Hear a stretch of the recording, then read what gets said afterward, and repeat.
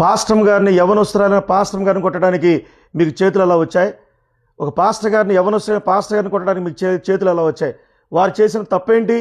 భారతదేశం ఎటుపోతుంది? మన భారతదేశం ఎటుపోతుందో నాకు అర్థం కావట్లేదు. నా పేరు కృష్ణమనాయుడు ఎలాస్ కిరణ్ అని చెప్తున్నాను.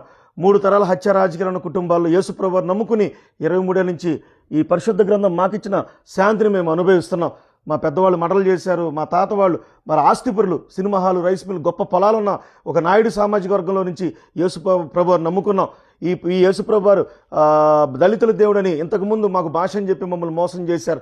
యేసుప్రభు అందరి దేవుడని మేము నమ్ముకున్నాం. అయితే ఈ వీడియో నేను ఎందుకు చేస్తున్నానంటే మీకు ఒక వీడియో చూపించాలి. తెలంగాణ రాష్ట్రం ఎంత ప్రసిద్ధో, తెలంగాణ రాష్ట్రంలో ప్రజలందరూ ఎంత గౌరవంగా బ్రతుకుతారో. ఏమైంది తెలంగాణ రాష్ట్రానికి?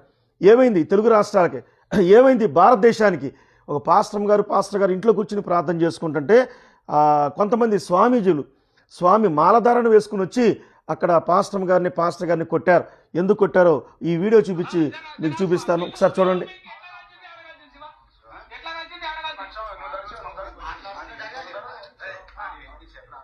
ఈ వీడియో చూడండి.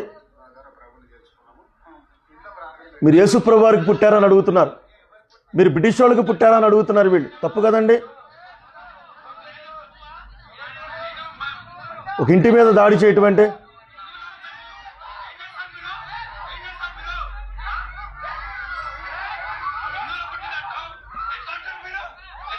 ఎంత ఘోరం, ఎంత ఘోరం. ఒక పాస్టర్ గారిని ఈ వీడియోలో మీకు నేను తెలియజేస్తున్నాను. ఇక్కడ ఏం జరిగిందంటే మాలధారణలో వచ్చిన కొంతమంది మరి వాళ్ళు మరి జై శ్రీరామ్ అని చెప్పేసి పాస్టర్ గారిని కొట్టారు. జై శ్రీరామ్ అంటే శ్రీరామచంద్రుడు ఏ తల్లినన్నా దూషించాడా? ఏ ఆడదానన్నా దూషించాడా? గౌరవించాడు. రామాయణం మీ గొప్పతనం గురించి అనేక మంది చెప్తున్నారు కదా. అయితే జై శ్రీరామ్ అని చెప్పి ఒక పాస్టర్ గారిని కొట్టారు. ఎందుకు కొట్టారంటే అక్కడ మీరు యేసుక్రీస్తు ప్రభు వారికి పుట్టారా అని అడిగారు. ఆ మాట అనొచ్చండి? అదే మాట మరి క్రైస్తవులు, హిందువులు అంటే ఎంత గొడవలు అయిపోతాయి. ఆ మాట అనకూడదు. అయితే యేసుప్రభు వారికి మీరు పుట్టారా అని ఆ మాట అన్నందుకు ఆ పాస్టర్ గారు ఏంటంటే మీరెవరికి పుట్టారన్నది, బ్రిటిష్ వాళ్ళకి పుట్టారా అని మళ్ళీ అడుగుతున్నారు. రెచ్చగొట్టే చర్యలు. ఇక్కడ ఏం జరిగిందంటే ఒక ఇంటి దగ్గర ప్రేయర్ జరుగుతుంది. అది రేకుల షెడ్, సౌండ్ పొల్యూషన్ లేదు. ఆ పాస్టర్ గారు ఒకవేళ తప్పు చేశారని నేను ఆరా చేస్తే వాళ్ళు ఏ తప్పు చేయలేదు. మైకాలు పెట్టి గొడవలు పెట్టారంటే లేదు, సౌండ్ బాక్సులు పెట్టారంటే అసలు సౌండే లేదు. ఒక చిన్న చాపలు వేసుకుని ఆరాధన చేసుకుంటున్నారు పేద ప్రజల మధ్య. వారి దగ్గరికి వచ్చి మీరు ఎవరికి పుట్టారనే మాట ఒక మాలధారణలో ఉన్న వ్యక్తులు అడగటం చాలా ఘోరమైన.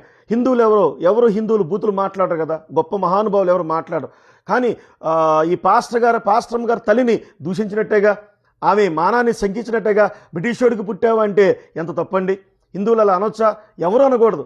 అయితే ఇలాంటి పరిస్థితులు, ఈ దుశ్చర్యని నేను ఖండిస్తున్నాను. ఆ పాస్టర్ గారిని కొడుతుంటే ఈ పాస్టర్ గారు వచ్చి ఆ పాస్టర్ గారిని వాటేసుకుంది. ఆ పిల్లలు వచ్చి కూడా వాటేసుకున్నారు. అయినా కూడా విడిచిపెట్టలేదండి. ఎందుకంటే మాలధారణలో ఎంత గౌరవించాల్సింది పోయి, భజన చేసుకోవాల్సింది పోయి వీళ్ళు ఆయుధాలు తీసుకొచ్చి దాడి చేశారు. ఈ తెలంగాణ రాష్ట్రంలో మరి వనపర్తి అనే ప్రాంతంలో జరిగిన ఈ దుశ్చర్య, ఈ పరిస్థితిని మేము గమనిస్తున్నప్పుడు మన భారతదేశం ఎటుపోతుంది? భిన్నత్వంలో ఏకత్వం అని మన భారతదేశం చెప్పలేదా? మరి జనగణమన రచయిత రవీంద్రనాథ్ ఠాగూర్ గారు ఆయన ఏం చెప్పారు?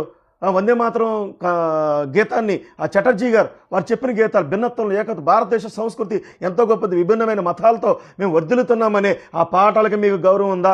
అది ప్రమాణం చేసే కదా మన సమాజంలోకి వచ్చింది. కాబట్టి నేనేమంటానంటే ఇలాంటి దుశ్చర్యల విషయంలో భారతదేశానికి నేను చాలా ఖండిస్తున్నాను. పాస్టర్ కృష్ణమనాయుడుగా నేను ఖండిస్తున్నాను. కిరణ్ పాలక దేవుడు నన్ను మార్చారు. ఇలాంటి పరిస్థితులు ఎందుకు చెప్తున్నామంటే ఈ దేశంలో ఎన్నో సమస్యలు ఉన్నాయి. ఈ పాస్టర్ గారు దేశద్రోహులుగా చిత్రీకరిస్తున్నారు. పాస్టర్ గారిని దేశద్రోహులుగా చిత్రీకరిస్తున్నారు. ఈ భారతదేశానికి మిస్టరీస్ ఏం చేయలేదా? ఈ కొట్టిన వాళ్ళలో కూడా ఎంతోమంది అమెరికన్ హాస్పిటల్లో వాళ్ళు పుట్టి ఉండొచ్చు. వాళ్ళకి ఎంతగానో అమ్మగారులు వాళ్ళు వచ్చి వాళ్ళకి పేర్లు పెట్టి ఉండొచ్చు, ప్రార్థన చేసి ఉండొచ్చు. ఆ చేతుల్ని మీరు చేయటానికి ఎలా? మీ భగవద్గీత మీరు చెప్పుకోవచ్చు, రాముడు గొప్పతనం అన్ని చోట్ల చెప్పుకోవచ్చు. మీరు అనేక మందిని ఇలా క్రైస్తవులకి చెప్పుకుని క్రైస్తవులు మార్చుకోవచ్చు, తప్పులేదు. లేకపోతే ముస్లింలకు చెప్పుకుని మార్చుకోవచ్చు, తప్పులేదు. బైబిల్ చెప్పిన ఆజ్ఞ ఏంటంటే యేసుప్రభు వారు చెప్పిన మాట, మీరు సర్వలోకానికి వెళ్ళండి. మత్తయి సువార్త 28వ అధ్యాయం చివరి వచనంలో మీరు సర్వలోకానికి వెళ్ళండి, సమస్త మానవ సువార్త ప్రకటించండి, నేను శాంతిని అనుగ్రహిస్తున్నాను, సమాధానాన్ని అనుగ్రహిస్తానని చెప్పిన మాట ప్రకారంగా నమ్మిన వారి శిష్యులుగా చేయండి అని మాకు యేసుప్రభు వారు ఆజ్ఞ ఇచ్చారు. ఇది చెప్పడం తప్ప? ఇది చెప్పడం తప్ప ఈ పాస్టర్ గారు ఇట్లా కొట్టారు, వీళ్ళు ఏమన్నా మామూలుగా అక్కడ ఏమైనా జరుగుతున్నాయా నేను మీకు తెలియజేస్తాను. ఎందుకంటే హిందూ ధర్మం ఎంత గొప్పదని మనం చెప్పుకుంటున్నారు, మీరు మంచిదే కదా, సనాతన ధర్మం ఎంత గొప్పదని చెప్పుకుంటారో. మరి నేను మీకు కొన్ని వీడియోలు చూపిస్తాను, దయచేసి చిన్నపిల్లలు ఈ వీడియోలు మీరు చూడొద్దు. ఎందుకంటే నాకు బాధగా ఉంది. మీరు ఖండించాల్సింది, మీరు గొడవ పెట్టుకోవాల్సింది చాలా వేరే పరిస్థితులు చాలా ఉన్నాయి, వాటిని పెట్టుకోకుండా మీరు ఇలాంటివి చేస్తున్నారు. నేను మీకు కొన్ని వీడియోలు చూపిస్తాను, మీరు దయచేసి మీరు చిన్నపిల్లలు చూడొద్దు వీడియోలు. మీరు పోట్లాడాల్సింది ఒక రామాలయం దగ్గర, ఒక శివాలయం దగ్గర జరుగుతున్న రికార్డింగ్ డ్యాన్సుల మీద మీరు యుద్ధం చేయండి అండి. మీరు నిజమైన భక్తులుగా అయితే అటు వెళ్ళి ఇలాంటి అశ్లీలత ఏంటిరా అని చెప్పాలి. నేను కొన్ని వీడియోలు చూపిస్తున్నాను, ఇది టెంపుల్ ముందు జరిగిన వీడియోస్. ఎంత ఘోరం, చిన్నపిల్లలు చూడొద్దు దయచేసి. ఇలాంటి వీడియోలు నేను చూపించడం కూడా మాకు చాలా బాధగా ఉంది. ఇలాంటివి చూసినప్పుడు ఏమైపోతుంది, హైందవ సంస్కృతి ఎంత గొప్ప సంస్కృతి అనుకుని దిగజార్చేది ఎవరు? కొంతమంది హైందవులు కాదా, కొంతమంది ధర్మకర్తలు కాదా? ఎవరి మీద మీరు యుద్ధం చేయాలి? క్రిస్టియానిటీ పెరిగిపోతుంది, క్రైస్తవం పెరిగిపోతుంది, ఎందుకు ఒక సాధువులైన పాస్టర్ గారి మీద మీరు దాడి చేస్తారు? ఇదేనా మీ మగతనం అనేది? లేకపోతే ఇదేనా మీకు గొప్ప శక్తి సామర్థ్యాలు అనేది? మీ చేతులు కనుక మీకు నోరిస్తే, దేవుడు కనుక పాస్టర్ గారిని కొట్టిన చెయ్యి కనుక నోరిస్తే మీ చెయ్యే మీకు రివర్స్ అవుతుంది. ఏం చేస్తున్నారా మీరు? వాళ్ళు ప్రార్థన చేసుకుంటుంటే వాళ్ళని కొడుతున్నారు, మీ చెయ్యే మీకు రివర్స్లో మాట్లాడుతుంది. మీరు చేయాల్సిందేంటి? ధర్మకర్తలు దేవాలయాల భూములు మింగేసే వాళ్ళు ఉన్నారు. 100 ఎకరాలు దేవాలయానికి ఉన్న భూమి, అక్కడ 50 ఎకరాలు వస్తుంది అన్ని చోట్ల అనుకోండి. అయితే అక్కడ 50 ఎకరాలు ఏమైందని అక్కడికి వెళ్ళి మీరు యుద్ధం చేయాలి, అక్కడికి వెళ్ళి మీరు మాట్లాడాలి. రాజకీయ నాయకులు పట్టపగలే 2,000 రూపాయల నోట్లు, 5,000 రూపాయలు పట్టపగలు పంచుతున్నారు. No EC, no election commission, no corruption. ఎంత తారస్థాయికి వెళ్ళిపోయింది భారతదేశం అన్ని దేశాల్లో జరుగుతుంది. భారతదేశం వీటి మీద మనం పోరాడాలండి, అన్ని మతాల వాళ్ళు పోరాడాలి వీటి మీద. ఎందుకు సాధువులుగా ఉన్న మీద, బలహీనులుగా ఉన్న మీద మీరు దాడులు చేస్తారా? మీరు భారత మాతకి జయని మనం అంటున్నాం, మంచిదే. భారత మాత కంటే ఈ దళితులు భారత మాతకి ముద్దు బిడ్డలు కాదా? మీరు ఎర్రగా బుర్రగా చక్కగా ఉన్నారని బ్రాహ్మణ పండితులని వేరే అగ్రవర్ణాలే ఎర్రగా ఉండారని చెప్పి వాళ్ళే ముద్దు బిడ్డల భరతమాతకి? వీళ్ళు నల్లగా ఉంటారని, కొంతమంది సరైన బట్టలు వేసుకోరని, సరైన గుండీలు ఉండవని వారు ముద్దు బిడ్డలు కాదా భరతమాతకి? మీరు విడిచిపెట్టిన వాళ్ళని మిషనరీస్ వచ్చి కౌగిలించుకున్నారు. ఈ ప్రపంచ చరిత్ర మీకు చెప్తున్నాను వినండి. యేసుక్రీస్తు ప్రభువు 2000 సంవత్సరాల క్రితం భూమి మీదకి వచ్చిన ఇప్పటికి 150 దేశాలు క్రైస్తవ దేశాలు అయిపోయినాయి. కారణం ఏంటి తెలుసా? ఆయన ఆయుధం పట్టుకోలేదు, ఆయుధం పట్టమని చెప్పలేదు, ఆయుధం పట్టమని చెప్పలేదు. తన ప్రేమతో ప్రపంచాన్ని గెలిచాడు. ప్రేమగా బతకడం నేర్చుకోండి. మీరు హైందవ ధర్మం వర్ధిల్లాలంటే ప్రేమగా బతకడం నేర్చుకోండి. శ్రీరాముడు చెప్పింది అదే. మీరు శ్రీరాముని కూడా గౌరవించట్లేదు, వివేకానంద మీరు గౌరవించట్లేదు, రామకృష్ణ పరమహంస మీరు గౌరవించట్లేదు. ఈ మధ్యకాలంలో అనంతపురంలో పాస్టర్ గారు వ్యాను, ఆ వ్యాన్ని జై శ్రీరామ్ అని చెప్పేసి వ్యాన్ అంటే జై శ్రీరామ్ అనే స్లోగన్ ఎంత పవిత్రమైంది. ఈ జై శ్రీరామ్ అనే స్లోగన్ని పట్టుకుని అది ఉగ్రవాద స్లోగన్గా మారుస్తున్నది ఎవరండి? ఎవరు? జై శ్రీరామ్ అని చెప్పి పసిపిల్లలను కొడతారా? జై శ్రీరామ్ అని చెప్పి మరి మనుషులు కొడతారా? ఇది చూడండి. ఇలాంటి ఘోరమైన పరిస్థితులు మన భారతదేశంలో, ప్రాముఖ్యంగా ఆంధ్రాలో, తెలుగు రాష్ట్రాలు జరగటం వలన మేము ఈ వీడియోలు చేస్తాం తప్ప మాకు ఏమీ లేదు. దయచేసి ఈ మాట వినండి. ఎలాంటి ఘోరమైన పరిస్థితిలో మన రాష్ట్రం ఎడిపోతుంది చూడండి.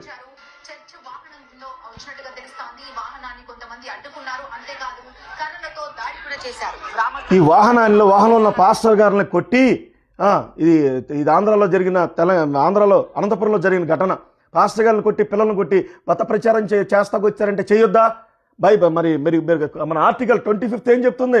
ఎవరికి ఇష్టం వచ్చిన మతాన్ని వాళ్ళు చెప్పుకోవచ్చు కొన్ని నిబంధనల ప్రకారంగానే వాళ్ళు మీ భాషలో మత ప్రచారం చేస్తారు. అయితే మా భాషలో దేవుని ప్రేమని ప్రకటిస్తున్నారు. ప్రేమను ప్రకటించే వాళ్ళని కొట్టడం ఏంటండి? యేసుప్రభువు వారు ప్రేమనే పంచమన్నాడు, ప్రేమను పంచుతున్నారు. మీరు ఎవరండి రోడ్ల మీద కత్తులు కటారులు పెట్టుకుని ఆయుధాలు మార్చి చేసేది ఎవరండి? క్రైస్తవులు పవిత్రంగా బైబిల్ పట్టుకుని దేవుని ప్రేమ కలిగిన మాటలు పంచుతుంటే వారి మీద మీరు చేసే దాడి బ్రిటిష్ వారిని నేను ఖండిస్తున్నాను. వాళ్ళ దేశాన్ని దోచుకెళ్ళొచ్చు, వాళ్ళు క్రైస్తవులు కావచ్చు, నేను ఖండిస్తున్నాను. అనేక క్రైస్తవ దేశాలని పాపంలో ఉండిపోయినాయి, వాటిని మేము ఖండిస్తున్నాం. దేవుడి తీర్పుకి క్రైస్తవ దేశాలు ఉన్నాయి. అయితే యేసుప్రభువు బైబిల్ చూడండి, ఈ బైబిల్లో ఉన్న ప్రేమ కలిగిన మాటలు చూడండి. ఈ ప్రేమ కలిగిన ఆయన సిలువలో కూడా ఆయన గుణం కోల్పోలేదు. ఆయన చంపుతున్నా, ఆయన గడ్డం పెరిగినా, ఘోరమైనగా ఆయన చర్మం లాగినా, దిగంబరుడుగా ఆ సిలువలో బట్టలు లేకుండా చీల్చేసిన ఆయన ప్రేమతో పలకరించిన యేసుక్రీస్తు వారి ప్రేమని ప్రకటిస్తున్న ఈ పాస్టర్ గారిని కొట్టడానికి మీకు చేతులు ఎలా వచ్చినాయని నేను ప్రశ్నిస్తున్నాను. ఇది చాలా తప్పని ఖండిస్తున్నాను. హిందువులు ఎంతోమంది మంచివాళ్ళు ఉన్నారండి. ప్రతి మతంలో చీడపురుగులు ఉంటారు. ప్రతి మతంలో కూడా చీడపురుగులు ఉంటారు. నేను జైల్లోకి వెళ్ళినప్పుడు ఎంతోమంది యేసుప్రభు వారి గురించి చెప్తుంటే మాధుర్యంగా ఉన్నాయి. ఎంత మంచి మాటలు ఉన్నాయా ఈ బైబిల్లో. మరి బైబిల్ అంతా కొంతమంది అందరు బ్రాహ్మణులు కాదు, కొంతమంది బ్రాహ్మణులు ఇది మాల వాళ్ళ మతం, మాదిగ వాళ్ళ మతం అని అది ప్రచారం చేయలేదా? మరి ఈ భరతమాతకి ఈ దళిత సహోదరులు ఏం చేశారు? ఎర్రగా బుర్రగా ఉన్న వాళ్ళని భరతమాత కౌగులించుకుందా? తప్పు కదా. అందరం కూడా భరతమాత ముద్దు పెట్టమని అనుకున్నప్పుడు మతాలు విడదీస్తుందా? గుండెల మీద చేసుకుని మీరందరూ ఆలోచించుకోమని నేను తెలియజేస్తున్నాను. దయచేసి ఈ రాష్ట్రంలో కాదు, నరేంద్ర మోడీ గారి విషయంలో నేను గౌరవించి చెప్తున్నాను. నరేంద్ర మోడీ గారి చేతుల్లోనే సరే, నరేంద్ర మోడీ గారి చేతుల్లో యాంటీ కన్వర్షన్ బిల్ ప్రవేశపెడితే మరి దేశం మొత్తంలో సువార్త చెప్పరుగా, అది ప్రవేశపెట్టరు. ఎందుకు పెట్టరంటే ఈ ప్రపంచంలో ఉన్న 150 దేశాలు క్రైస్తవ దేశాలు అయిపోయినాయి. ఈ క్రైస్తవ దేశాలు మళ్ళీ ముస్లిం దేశాలు ఇవన్నీ కూడా మనకు కావాల్సిన రవాణా సౌకర్యాలు కావచ్చు, లేకపోతే బిజినెస్ కావచ్చు, మొత్తం బ్లాక్ అయిపోద్ది. నేను ట్రంప్ను కూడా గౌరవించిన, ట్రంప్ కూడా వ్యాపారం చేస్తున్నాడు. యేసుప్రభు అని చెప్పుకొని నమ్ముకున్న ట్రంప్ ఆయుధాల వ్యాపారం చేస్తున్నాడు. రష్యాకి ఆయుధాలు అమ్ముతున్నాడు. ఎందుకు అమ్ముతున్నాడు ట్రంప్? వీళ్ళందరూ రాజకీయాల్లో మనుషులంగా మనం బలి కావద్దని నేను చేతులు జోడించి చెప్తున్నా. మోడీ గారు మంచి చేద్దాం అనుకున్నా. ఇప్పుడు నేను దేశంలో పోరాడాల్సిన సమస్యలు కొన్ని చెప్తాను. దేశానికి ప్రేమించడం అంటే దళితులు దూరంగా పెట్టడం కాదు. మీరు కూడా దళితులందరూ కౌగులించుకోండి, బియ్యం అందండి, అప్పుడు మా భర్తమాత ముద్దు పెట్టడం అని అందరూ నమ్ముకుందాం, తప్పులేదు. హిందూ మతం గొప్పదని మనం ప్రకటిద్దాం. అయితే తర్వాత విధవరాల హక్కులు హరించారా? ఎవరు హరించారు? హిందూ మతం సంగతి నాకు తెలియదు. పొద్దున్న ఎదురొస్తుంటే అందరూ ఆగిపోతున్నారు. విధవరాలు ఏదైనా తోటకూర గోంగూర కొంటాకి వెళ్ళినప్పుడు కూడా అక్కడ అమ్మ నువ్వు విధవరాలు కదా అమ్మని అంటున్నారు అందరూ. విధవరాలు చాలామంది ఆత్మహత్యలు చేసి చచ్చిపోతున్నారు. ఈ విధవరాల మీద, భర్త చనిపోయిన దాని మీద శాపగ్రస్తురాలని ముద్ర వేసింది ఏ మతం? అది నేను చెప్పక్కర్లేదు. శ్రీరాముడు చెప్పాడు. నేను అన్నాను, శ్రీరాముడు ఆ సీతమ్మ తల్లి గురించి అడవిలోకి వెళ్ళినప్పుడు ఆ బోయే వాళ్ళని, ఆ పేదవాళ్ళని, ఆ దళితుల్ని కౌగులించుకున్నాడు. మీకేమైంది? బ్రాహ్మణ పండితులను అడుగుతున్నాను. చిన్నజీరి స్వామి విజయవాడ వచ్చి కన్యకకు పుట్టడం ఏంటి ఎటకారంగా మాట్లాడాడు. నేను గౌరవిస్తున్నాను. ఒక మహానుభావులు కూడా దాన్ని ఏమంటారంటే ఒక ఉన్మాదాన్ని ప్రేరేపిస్తున్నారు. పేటాధిపతులు ఏమైపోయారు? ఇది ఇలా ఎందుకు చేస్తున్నారు? మన భగవద్గీత మనం చెప్పుకుందాం కదా, మన రామాయణం చెప్పుకుందాం, దాంట్లో గొప్పతనాన్ని చెప్పుకొని ప్రజలను మార్చుకోండి. అంతే తప్ప బలవంతంగా కొట్టేసి మార్చేద్దాం, ఆయుధాలు కత్తులు తీసుకెళ్ళిపోయి మారుద్దామంటే ఖచ్చితంగా మీరందరూ కూడా దేవుని యొక్క ఉగ్రతకి గురికాక తప్పదు. రాష్ట్ర ముఖ్యమంత్రులు, దేశ ముఖ్యమంత్రులు మా పరిధిలోకి వచ్చిన ఈ సమగ్ర సార్వభౌమత్వాన్ని మేము కలిగి ఉంటాం, అందరికీ న్యాయం చేస్తామని ప్రమాణం చేశారు కదా. ప్రతి ప్రధానమంత్రి, ప్రతి మోడీ గారు కానీ, చంద్రబాబు గారు, పవన్ కళ్యాణ్ గారు కానీ ప్రమాణం చేశారు కదా. ఈ ప్రమాణానికి అన్యాయం చేస్తున్నారు. ఎందుకు?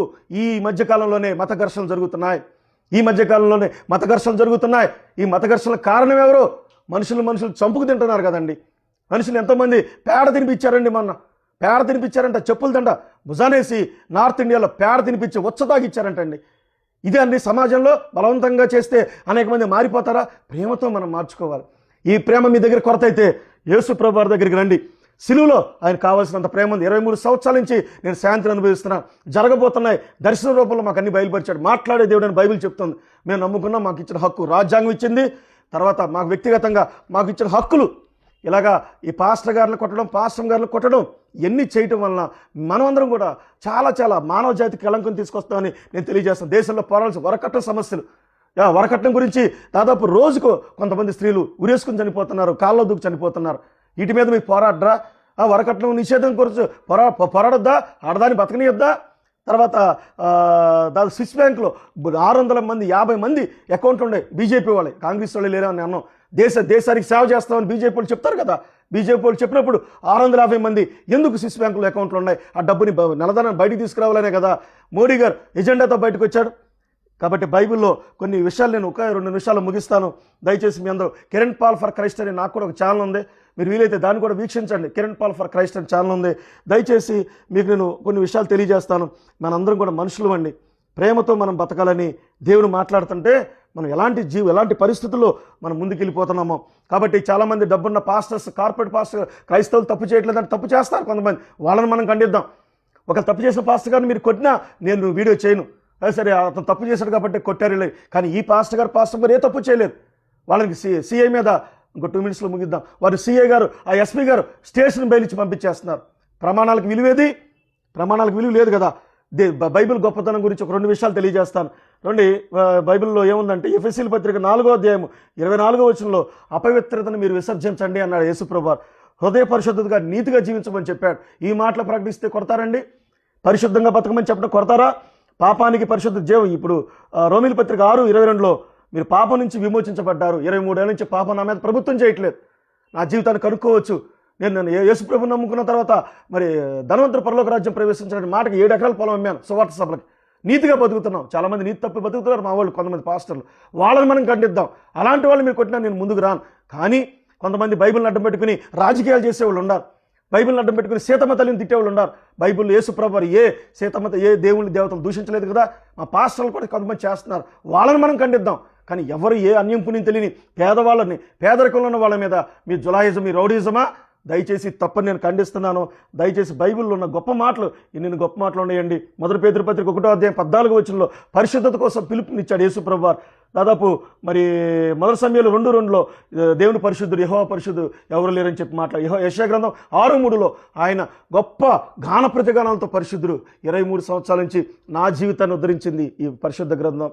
ఈ గ్రంథం జోలికి మీరు రావద్దు. మీరు రావటం వలన మీరు విఘ్నత కోల్పోతారు, ఎథిక్స్ కోల్పోతారు. దేవాలయాల ముందు జరుగుతున్న అలాంటి రికార్డింగ్ డ్యాన్స్లు మీరు ఆపండి. లేకపోతే అక్కడున్న కౌంటర్లో దేవుని చూడటానికి కూడా 200 ఇచ్చి దేవుని చూడమని కౌంటర్. ఏ చర్చిలో కూడా డబ్బులు ఇచ్చి కౌంటర్లో రమ్మన్నారా? కాబట్టి ఏ చర్చి ముందు రికార్డింగ్ డ్యాన్స్లు వేసారా? మేము ప్రశాంతంగా ప్రార్థన చేసుకుంటే మా మీదకి మీరు రావద్దు. మీరు గుండె మీద చేసుకుని ఆలోచించమని తెలియజేసుకుంటూ మీరందరూ కూడా పీఠాధిపతులందరూ కూడా మార్పు చెందాలి. మొత్తం పదాన్ని ప్రేరేపిస్తున్నారు. దయచేసి పోలీస్ యంత్రాంగం కూడా ఎలర్ట్ అయ్యింది. ఇలాంటి వాళ్ళని మేము ఉరి తీయాలని మేము అనం. వాళ్ళని కొద్ది శిక్షణ ఒక 4 రోజులు లోపలేస్తే మిగతాది సస్యశ్యామలం అవుతుంది. ఇది రాజకీయాలు చేసుకుంటున్నారు. దయచేసి సమాజంలో మనుషులందరూ ఒకటే. మనందరం మనుషులం. మానవత్వం గొప్పదే. యేసుక్రీస్తు ప్రభువారి ప్రేమ వర్ధిల్లాలి. నేను అనేక జిల్లాల్లో మీటింగ్లకు వెళ్తున్నాను. అనేక 100,000 మందిని పరివర్తన తీసుకొచ్చి వారికి బాప్తిసాలు ఇస్తున్నాం. ఇది మాకు ఇచ్చిన హక్కు. ఆర్టికల్ 25. మీరు ఏదైనా చేయాలనుకుంటే ఢిల్లీ వెళ్ళి ఆర్టికల్ 25 రద్దు చేయమని అక్కడ పోరాడండి. మన నరేంద్ర మోడీ గారిని ఫైట్ చేయండి. అధికారం మీ చేతిలో ఉంది కదా. దయచేసి ఇలాంటి శాంతి కాముకుల్ని చేతులు చేసుకుని మీరు పాపాలు మీ పిల్లలకి మూట కట్టుకోవద్దని, ప్రాముఖ్యంగా స్వామ్యాలు ఉన్న వాళ్ళు ఇలా చేయడం నాకు చాలా బాధేసింది. దయచేసి హిందూ మతాన్ని మీరు గౌరవించండి. శ్రీరామచంద్రుని ఆయన బిడ్డలుగా మీరు గౌరవించి ఈ స్లోగన్ ఉగ్రవాద స్లోగన్గా మారుస్తున్నారు. చాలామంది విఘ్నులైన వాళ్ళు, మంచి హిందువులు ఎంతోమంది ఉన్నారు. ఎవరో దూషించారు. నిజమైన హిందువు ఏ మనిషిని, ఏ తల్లిని దూషించడు. బ్రిటిష్ వాళ్ళకి పుట్టావా, లేకపోతే యేసుప్రభువారికి పుట్టావా, ఇలాంటి తప్పు చేయకుండా మీరు ఉండాలి మనస్ఫూర్తి కోరుకుంటూ తెలంగాణ రాష్ట్రం, తెలుగు రాష్ట్రాల కోసం ప్రార్థన చేద్దాం. భారతదేశం కోసం ప్రార్థన చేద్దాం. God bless you. ప్రభువారు మిమ్మల్ని ఆశీర్వదించును గాక.